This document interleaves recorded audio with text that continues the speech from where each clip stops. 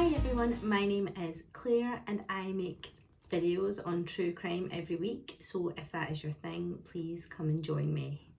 This week's case that I'm going to talk about is the extremely gruesome murder of Katie Higton and Steven Harnett.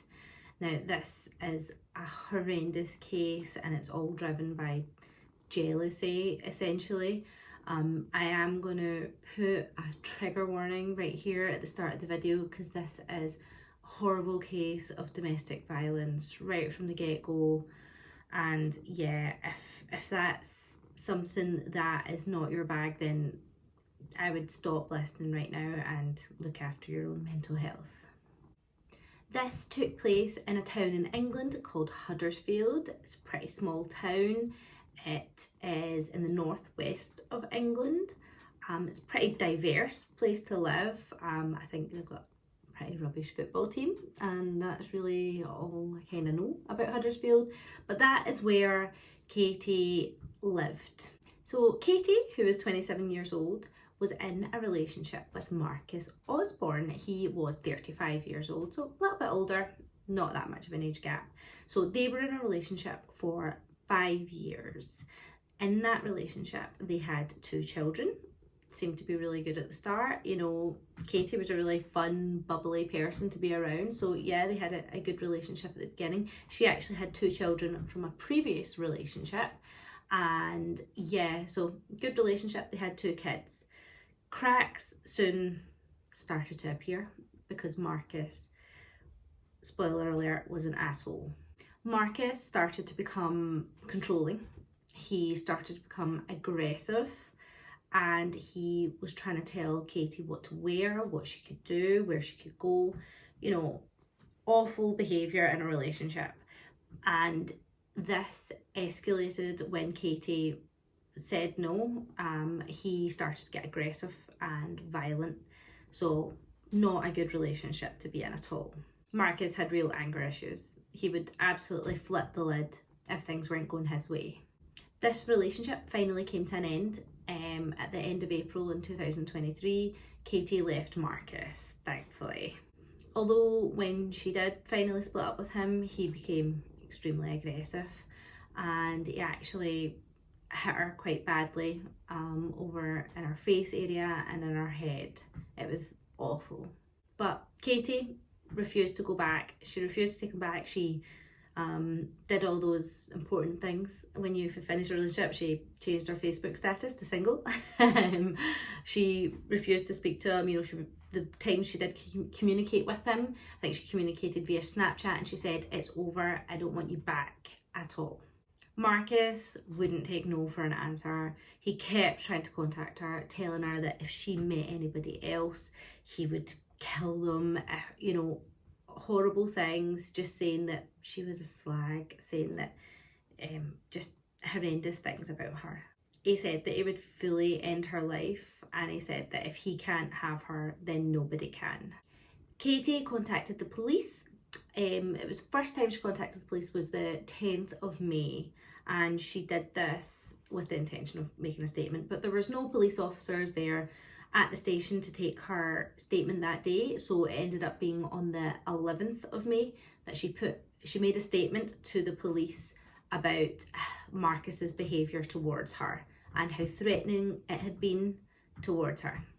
Marcus threatened her and the children by saying that he would slit her and the children's throats if she told anybody what he was like. You know, she told the police that he'd physically hurt her as well.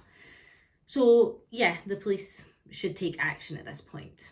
This wasn't actually the first time Marcus had been convicted or accused and convicted of domestic violence. This had happened before with 2 of his previous partners, and he had been put in prison for domestic violence against them. So at this point, I mean, this should have been huge red flags waving around right in the police's face, because look at his behaviour. So the police arrested Marcus for the domestic violence against Katie and coercive behaviour, but they released him on bail.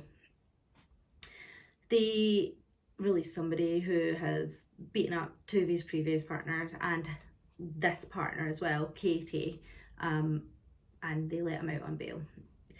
So a condition of this bail was that he would not return to the family home where Katie was staying with the 4 children. And this was in Hartinge, I think it's called, near Huddersfield Town Centre. I mean, lo and behold, this condition of the bail was broken almost instantly.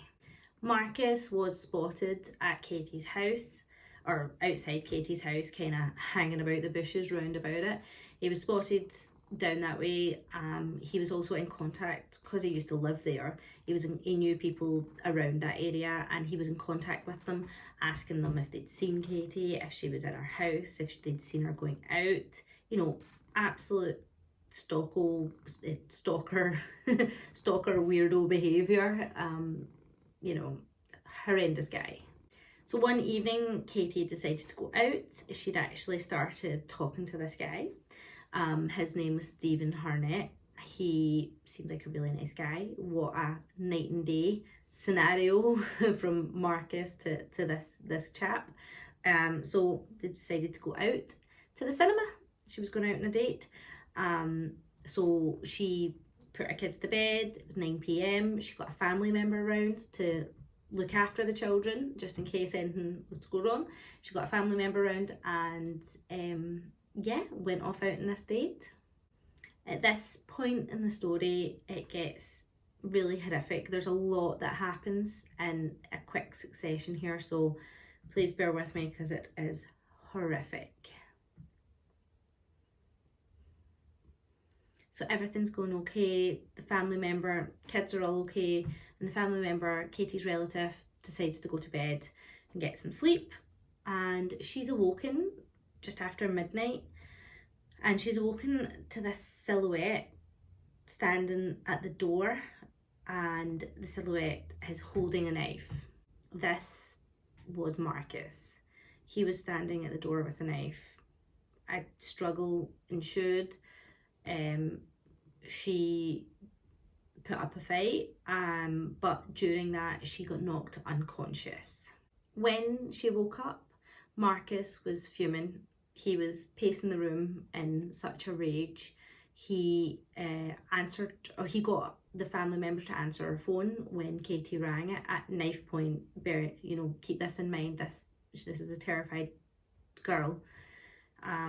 And she answered the phone to Katie and said to her to come home. Nothing was wrong, but come home type thing. So Katie did. Before Katie got home, Marcus took all the phones, so took the phone off the relative, took all the phones that, if the kids had phones, whatever, took them all and hid them so that nobody could contact outside of the house. He waited upstairs until Katie came through the front door. She got home and straight away Marcus ran down the stairs and started attacking her with this knife. Marcus stabbed Katie 99 times. While he was attacking her, he was telling her that he told her he was going to do this. He was saying it was your fault, and he was saying that she was a slag. When he'd finished with Katie, he took her phone and he contacted Steven on her phone. He lured Steven to the house, pretending to be Katie. He lured him to her house. He even went on Katie's Uber account and booked Steven an Uber to get from his house to Katie's. Absolutely sadistic behaviour. Steven got to the house and he went round the side to the kitchen door, as Marcus had told him to do, pretending to be Katie. Steven went in through the kitchen door and straight away Marcus set upon him. Steven was stabbed 24 times, and this attack got extremely personal. Marcus actually cut Steven's privates off, completely off. Absolutely deranged behaviour. At this point, when he was finished with Steven, bearing in mind The 4 children and the relative are still upstairs at this point. She's trying to comfort these children that have obviously woken up hearing all this noise.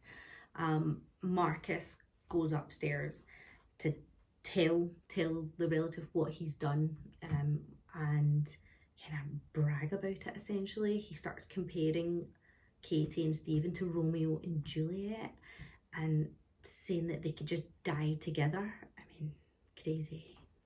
He sat and went through Katie's phone. You know, he was in the house for hours from start to finish. So he sat and he went through Katie's phone and went through all the messages that she'd sent between her and Steven, and sitting laughing, you know. He was completely sicko. And then he continues his sick rampage that evening, and he actually assaulted Katie's relative that was looking after the children. And he said that lasted about 5 minutes apparently, and then he decided to take a bath. So he took a bath. Kids are still in the house, relatives still in the house. He's lying in the tub. Crazy. Then he texted one of the neighbours that lived nearby, and he asked them, hey, come on round, come and see what's happened. So the neighbour came round.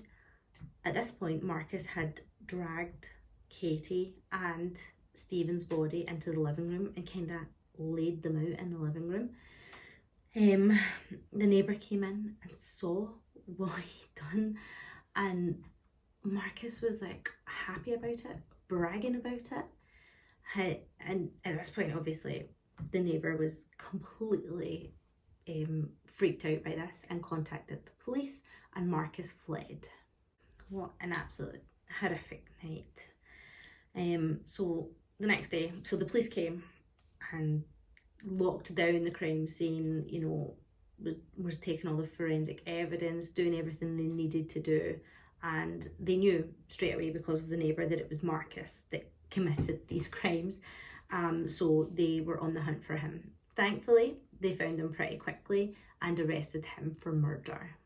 Marcus ended up pleading guilty, thankfully, so this didn't have to go to trial, which can often be so hard on the relatives and the family members of the victims. So thankfully this didn't have to go down that route, but it does mean that we didn't kind of hear from his point of view. Not that it matters, because he's an absolute crazy, but you know, we didn't get to hear a defence, you know, to why he did these, like, committed these crimes.